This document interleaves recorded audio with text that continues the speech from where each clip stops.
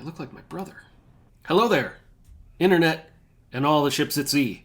Today, I want to tell you in my update about the vacation that I just went on last month where I got to see one of my favorite ships at sea. For real, I went and saw the USS Constitution in Boston Harbor. Now, if you have been around here very long, you've heard me reference USS Constitution in my bi-monthly discussion of boats. And when I talk about it, I usually reference it as a metaphor for a church that is more of a museum than an actual seaworthy vessel. And one of the phrases I use when I talk about the USS Constitution is that it's bolted to the dock and it doesn't go out into the water. And you know what? I was wrong. I actually looked and it's not bolted to the dock. It is actually seaworthy. But it only goes out for like parade type stuff around the harbor. It doesn't actually get into the Atlantic. And it's still a museum, but I got to tell you, when I saw it, it was amazing. And I said the obligatory, boy, they don't build them like this anymore, so that I could pay off my metaphor from my boat's analogies. But that ship, I got to tell you, masterwork. It is amazing technological breakthrough from, it fought in the War of 1812 for crying out loud. It is gorgeous. And it's true, they don't make them like that anymore. That was a feat of naval engineering that is never to be duplicated. And to see that and to look at the conditions that the Navy men had to live in and fight and defend our freedom, and I was overcome. It was an amazing spectacle. A little later on, we went to Niagara Falls, and I got to see that wonder of the world. If you've ever seen it, you know it's just enormous and majestic and sublime, and you feel so insignificant next to it, and it's so powerful. And did I imagine the USS Constitution going over Niagara Falls? Of course I did. Who wouldn't? But as I stood there, I was thinking about the two together, and I realized there's really no comparison.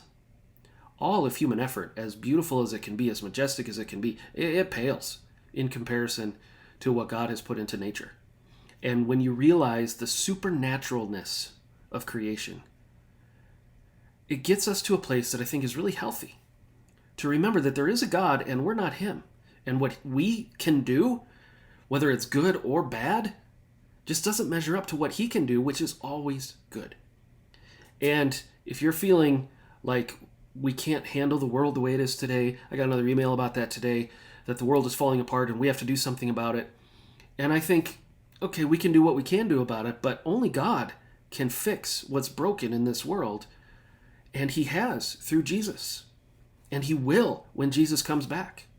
And for now, it's okay to sit and let him be God and not feel like we have to be in charge of everything. And I was reminded of that in a very positive way when I see what he can create versus what we can create. And that sense that I don't have to be in charge. Humans don't have to fix what God can fix, and only God can fix. And so today's a great day to remember you're not the main character of your own life. I'm not the main character of my own life. God's the main character of all of creation. And that's a beautiful place to be. That means you and I, we can be, the comic relief. We don't have to be the hero. We can let God be God, and we don't have to be. And if you ever get a chance to see either of those places, Niagara Falls or the USS Constitution, prepare to have your mind blown. Now, a couple things going on in the life of our church that I absolutely want you to know about. July 31st, that's the 31st of July, which is a Sunday, which is the last day of July, the 31st, we'll be having one Sunday service, and it'll be outdoors. It'll be reminiscent of the parking lot services we had during COVID, except it'll be on the other side of the building, in the back, and the two English services and Grace Latino are all going to be together in one service outdoors. It'll be at 9:30. That's 9:30 in the morning, halfway between 9 and 10, 9:30 in the morning, and you say, that's an odd time for a church service. Why'd you pick that time? And I would say, because it's going to be really hot on July 31st, and we want to have the service when it's still kind of cool, and there will be a tent and some shade, but then also there will be time for a picnic afterwards. And so we want you to come, and you would say, well, but will there be chairs? And I would say, yeah, but you can bring your own if you'd like. And then you might say, yeah, but what time will we be done? And I will say, well, the church will be open if it gets too hot and you need shade and you need to go home. And then you might say, well, I don't want to come out when it's hot. And I would say, well, that's okay, but we're not going to stream that one because to get it all set up for streaming on YouTube would not be feasible. So come on out and have a good time with everybody else. We'd love to have you. And you might say, well, I'm out of town. And I would say, well, we'll do it again next summer.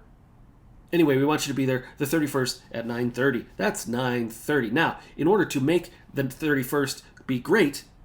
We're having a work day here Saturday the 30th, which is the day before, to make sure that the grounds are in great shape for that event and maybe to help set up with some things. So if you can help on the 30th, that's the Saturday the 30th, early in the morning, come on out and we will be sprucing the place up for the big day, July 31st, which is the 31st of July.